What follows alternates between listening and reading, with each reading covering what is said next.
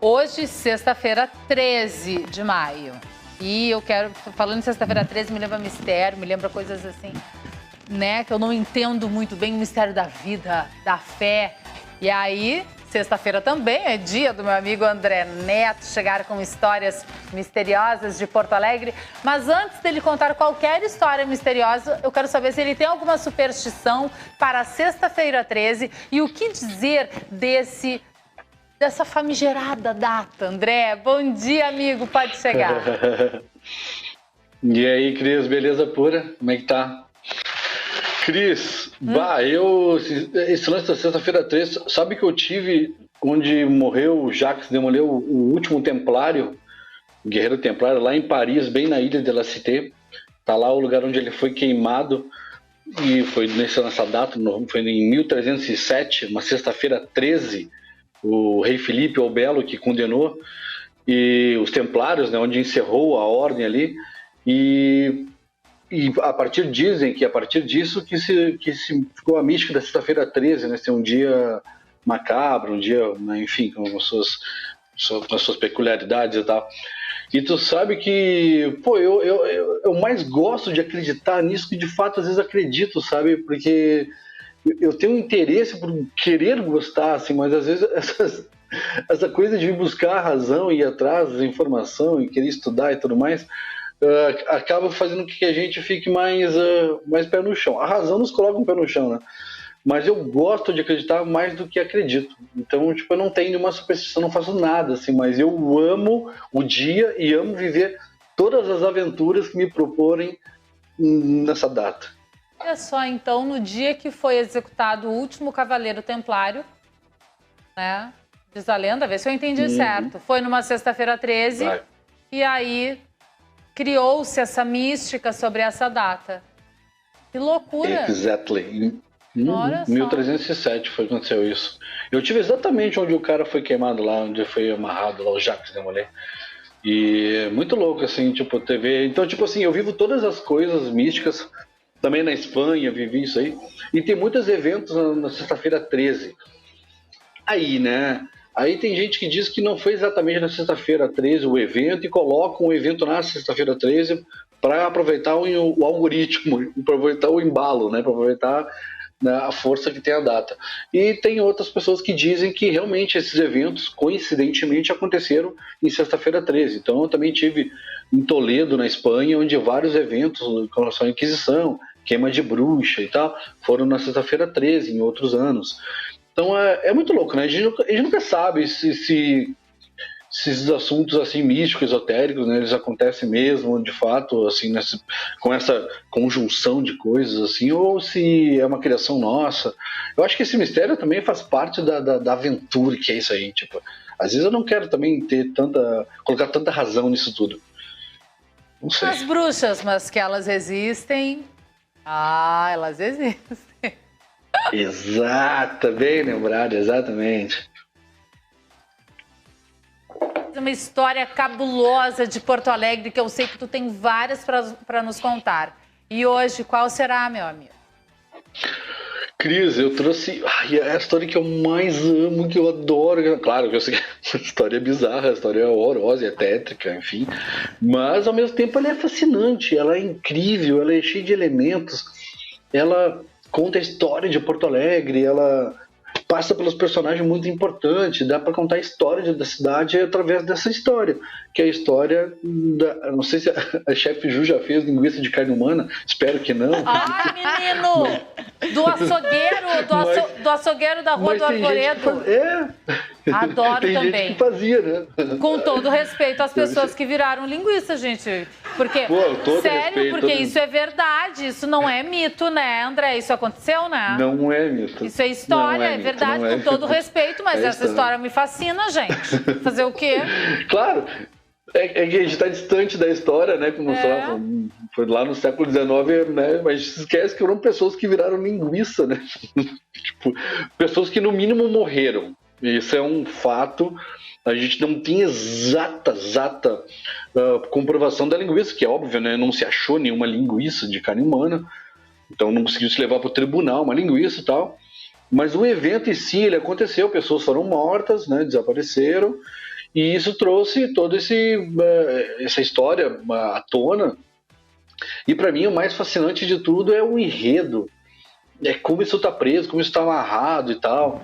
Eu vou tentar ser mais sucinto aqui, Cristo. Vai me interrompendo aí, qualquer dúvida, mas eu vou narrar ela mais ou menos do meu ponto de vista. Eu estou escrevendo um livro sobre isso, sobre a Porta Alemã Assombrada, e eu quero trazer pontos de vista, porque essa história já foi contada em livros, ela já foi bem pesquisada. Tem até a Bíblia dessa história para mim, que é o livro do Décio Freitas, que é maravilhoso, que é o livro que eu amo, recomendo. E eu leio tudo sobre isso. Eu estou lendo atualmente aqui em São Paulo um livro que esse aqui, ó, é um porre, cara, mas é maravilhoso. Mas é um porre. Que é esse aqui, ó, que é A História Devorada. É artigo de universidade, assim, com muita pesquisa. É difícil de ler, é chato, mas é bom porque são pessoas que pesquisaram muito, são várias pesquisas, essa aqui mais especificamente do Cláudio Pereira. Então, tipo, ele fez um trabalho muito minucioso de pesquisa, de localização do Brasil Império, aquele momento, o contexto. Então, as coisas que sumiram, tudo, a reportagem. Então é bem minucioso, muito, nesse aspecto ele é excelente, mas é uma leitura que vou te contar. Mas o livro do Décio Freitas é maravilhoso, eu recomendo a todos, que está aqui também comigo, que é O Maior Crime da Terra. Esse é o livro, esse é a Bíblia da história. O Décio Freitas foi um pesquisador, assim, ó, maravilhoso. Ele juntou a parte documental, a parte o inquérito policial, junto com as matérias, reportagens que foram feitas na época, e o estudo, né? E isso foi a coisa mais interessante. Tá. Depois tem o Cães da Província, também do Assis Brasil, e tem o livro Os Canibais, do Davi Coimbra, que eu não recomendo tanto, mas o do Décio Freitas, sim, e do Cães da Província, do Assis Brasil. Bueno, essa história, que todo Porto Alegrense mais ou menos já ouviu falar alguma coisa, que são as histórias dos crimes da Rua do Arvoredo, que é pessoas que faziam linguiça de carne humana, né? Tinham lá 3 personagens principais: o José Ramos, Catarina Paulsen e o Klaus Clauser. Esse sim é um açougueiro. Isso dá grande confusão da história, que é como se ele fosse... As pessoas esquecem, que colocam sempre tipo, o cara que matava pessoas e fazia linguiça. O assassino é uma pessoa e o açougueiro é outra. Não tem nada a ver uma coisa com a outra. E também tem um grande quadro de machismo da história do período, porque a gente precisa entender uma coisa que é muito, muito amarrada nessa história. A gente sabe que aconteceu as linguiças através do diário da Catarina Paulsen, a esposa do José Ramos. Veja bem, o José Ramos trabalhava para o delegado e juiz do caso. O juiz do caso era o delegado, o Dário Calado, quem era o emissário direto do José Ramos. Ele quem julgou o caso. Esse cara julgou o caso do funcionário dele. Quer dizer, se as pessoas soubessem que aquele cara que trabalhava para ele de uma forma ilegal, eu já vou dizer, de uma forma ilegal, estava matando pessoas e fazendo linguiça de carne humana nessas pessoas, segundo aquela mulher, a Catarina Paulsen, esse delegado ia se ferrar e ferrar bonito. Então era muito mais fácil chamar a Catarina de louca, tratá-la como louca, e como ela foi tratada, como uma mulher louca que inventou uma história mirabolante de linguiça, de carne humana, que a nobreza teve que comer carne humana. Era mais fácil dizer que ela estava inventando essas histórias do que dizer que, de fato, aquele cara que ele contratou era um ser humano bizarro, estranho, enfim, e que ele estaria envolvido naquilo. Então é uma narrativa dessa história aí que é muito, muito delicada. Quando a gente começa a contextualizar o período e tudo mais, e o porquê, e quem julgou aquilo tudo, que a gente começa a observar que existem lacunas ainda vivas nessa história, tá? Mas, bueno, eu vou te contar agora, Cris, os 3 personagens. Qualquer dúvida, vai me interrompendo, porque eu vou construindo a narrativa aqui minha agora também. Os 3 personagens principais: Klaus Klausner, Catarina Paulsen e o José Ramos. Começar pelo José Ramos, filho de um ex-combatente das tropas do Bento Gonçalves. Ele deserta, vai para Santa Catarina, ele abandona, isso já na Guerra dos Farrapos. Ele abandona, ali gera uma família, tem sua esposa e nasce o filho que é José Ramos, um jovem menino, que cresce ouvindo as histórias do pai, contando sobre como é que ele matava as pessoas no campo de batalha, como é que ele degolava. Ele até faz uma adaga pro filho, ele dá de presente, essa adaga do qual o José Ramos vai matar ele mais tarde. Então ele, né, faz isso e tudo, né, tá ali aprendendo com o pai como é que as coisas acontecem. Só que o pai era um homem que bebia, muito violento, um homem pós-guerra, batia muito na mãe dele, né? Então ele prometeu um dia para a mãe que vingaria ela, e foi o que ele fez. Um dia ele chegou em casa, o pai estava batendo na mãe dele e ele matou o próprio pai com a adaga que o pai mesmo fez. O cara morreu uns 3 dias depois e ele veio para Porto Alegre, foi trabalhar na cadeia pública, ali que é do lado do gasômetro. Não tem mais, ali bem onde é o 360, ali o bar 360, ali era a cadeia pública. A casa de detenção, né? Ele ficou ali trabalhando, só que ele tinha uma personalidade meio bizarra, bem como do psicopata. A gente tem que lembrar também que não existia a imagem do psicopata. Não sabia, a população não sabia o que era isso. Ninguém sabia. A ideia, estudo forense é uma coisa da década de 70, é agora, né, que estão estudando. Tem lá o Mad Hunter, no documentário no Netflix lá, meio romantizado, bem legal para aprender isso. Começou agora só estudo forense. Série Mindhunter. Maravilhosa. Muito boa. Maravilhosa, adorei. E mostra como tá ali, os caras falando, tem que entender a mente do criminoso. O cara, não tem que entender nada, tem que matar. Se a gente... Então tu vê que na década de 70 ainda estava se discutindo e começando essa ideia. Então tu imagina lá no século XIX, na metade do século XIX, um criminoso era um cara bizarro, só com cara de criminoso mesmo, assim, e só. Então, tipo o Ramos, como ele era um homem perfumado, bem vestido e tudo mais, ninguém desconfiava dele, né? Então, por isso que... muitas pessoas dizem que o José Ramos é o primeiro serial killer da América Latina, né, registrado, assim, né? É muito, muito, muito louco isso. E aí, ele vai trabalhar na cadeia, ele acaba... A Rua do Arvoredo é a Fernando Machado, né? Em que altura da Fernando Machado, mais ou menos? Bem atrás, eu mandei as fotos aí. Eu mandei as fotos aí, não sei se o Pedro tá com ela na mão. É bem aonde está atrás da Cúria Metropolitana. Ali era o cemitério, atrás do cemitério era a casa do José Ramos, onde ele ficou, né? Mas o que é essa aí? Essa aí é um chafariz? Então, tinha um chafariz do lado, segundo alguns relatos, a casa onde foi encontrados os corpos ficava atrás de uma chafariz. Hoje tem um sistema de esgoto do DEMAI ali, mas ali antes era um chafariz, século XIX, né?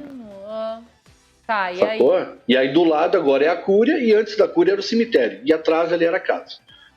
Que era ali se chamava Cidade Baixa, né? Cidade Alta, lá na Matriz, Cidade Baixa ali embaixo, e até hoje é Cidade Baixa, né? Legal, até hoje. E indo pela Riachuelo, tu saía na Floresta, que é o que hoje? Bairro Floresta. Olha, legal, né? Bom, enfim. Nada é por acaso. Nada, muito curioso. Mais tarde, a Catarina Palsa, essa menina que era romena, vivia na região, ela tinha, na verdade, de origem étnica alemã. Essa teve uma vida, meu Deus, tadinha, antes de vir a Porto Alegre, a família inteira dela foi morta na frente dela, ela foi violentada por mais de 20 soldados com 15 anos, perdeu toda a família dela e sobreviveu nessa invasão do Império Austro-Húngaro, quando estava invadindo, antes de formar o Império Austro-Húngaro, o Império Austro invadiu a Hungria e cometeu essa chacina nas aldeias, estava acontecendo isso lá, né? Ela acaba sobrevivendo, vai para um convento onde um padre, né, resgatou ela. Esse padre é o mesmo que vai apresentar o Peter Paulsen para ela. Peter Paulsen, do nome dela, Catarina Paulsen, vem desse cara aí, Peter Paulsen. Ele vai casar com ela e vai falar, vamos para a América, vida nova, vamos sair daqui. A Europa era um caos, a Europa não era o que a gente conhece hoje, né? A Europa era muito mais selvagem naquele período, né? Há pouco tempo atrás. Assim, nem tinha esses nomes ainda, né? A Itália, tudo eram regiões unificadas ainda. Ela acaba vindo para cá, só que no meio do navio, adivinha, mais uma tragédia. O cara tirou a própria vida. O cara se matou dentro do navio. Ela acorda um dia, o cara tá pendurado dentro do quarto. Olha a vida dessa guria, vai vendo, né? Tragédia. Ela chega em Porto Alegre sozinha, sem falar uma palavra em português, com quem ela dá de cara. Quem que vai ser o porto seguro dela? José Ramos. José... Como é o sobrenome dele? José Ramos. Oh, meu Deus. Não, a vida dela foi um horror. E aí, bom, ela chega com essa bagagem já, né, de violência extrema. O José Ramos também um homem com uma bagagem extrema. E detalhe, o José Ramos ele não mata mulheres, ele mata só homens. Olha que interessante, porque o serial, por que eu digo isso? Porque o serial killer, o psicopata, Cris, ele geralmente mata mulheres. Ele tem é uma coisa sempre ligada às vezes à religião, tá? Então ele sempre acha que o mal do mundo é a mulher e tal, aquela coisa meio profana e tal, e o pecado, as bruxas. Sempre teve esse lance com a mulher. E o Ramos não, o Ramos ele mata homens. Curioso, né? Também tem a ver talvez com o fato do pai dele ter um lance, ele era muito apegado à mãe dele, algumas pessoas toda vez desconfiam que talvez o lance dele talvez que ele podia ser gay e tal, enfim, daí ele tinha um complexo. Não se sabe exatamente o que é, mas como eu falei, essa história é viva, tá? Ainda tá muita coisa por se descobrir, por se encontrar, assim, né? Dado digamos, as lacunas que a gente consegue abrir conforme a gente vai mexendo nesse assunto. Fato é que a própria Catarina vai dizer que ele era um anjo para ela, tá vendo? Também, dados os homens que passaram na vida dela, não era tão fácil ser uma pessoa legal, às vezes, né? Bastasse não fazer nenhuma maldade para ela, mas que tudo indica que ele era muito gentil com ela, sim, e ele tinha essa coisa com os homens, de matar. E essa coisa, né? Por isso que eu falo, tipo, essa coisa, se a gente fosse só falar dos crimes, faziam ninguém semana, mas não comprovado, não sei o quê. Pronto, a história acabava aqui, Cris, não precisa nem sair falando mais nada. Mas a questão não é essa, a questão é a patologia por trás, o que o Ramos queria com isso? Por que ele queria matar? Porque uma espécie, quando mata a própria espécie, até aí beleza, a árvore faz isso, a natureza faz isso o tempo todo. Mas quando uma espécie mata a própria espécie e se alimenta da própria espécie, é a espécie dando fim a ela mesma. E isso é complexo. E isso é complexo. É isso que o Charles Darwin vai querer entender, porque o Charles Darwin, quando ele fica sabendo disso, ele escreve no diário dele, né, que existe um bando de perversos no paralelo 30, no sul da América do Sul, né, ele se refere lá, tipo, ele usa a frase, existe um chacal adormecido dentro de cada homem. Porque isso é muito complexo. Eu e o Charles Darwin ficamos atucanados com isso. Claro, o Charles Darwin na época dele e eu agora aqui, né, mas nós dois temos a mesma inquietude.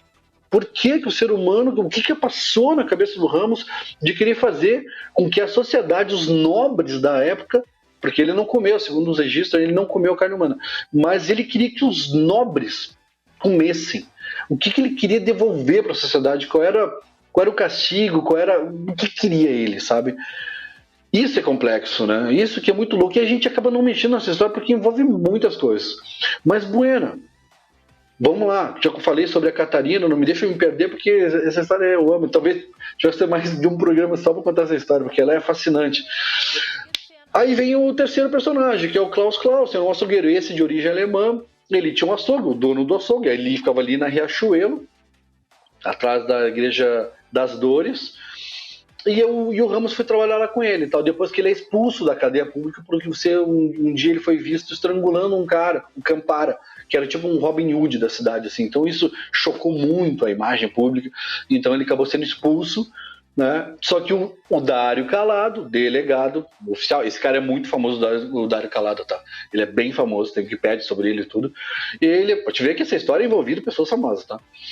Ele fala, esse cara é bom, cara, eu não vou dispensar. E ele acaba tornando ele como informante da polícia. Por quê? Porque ele tinha essa habilidade, ele podia ir do lixo ao luxo.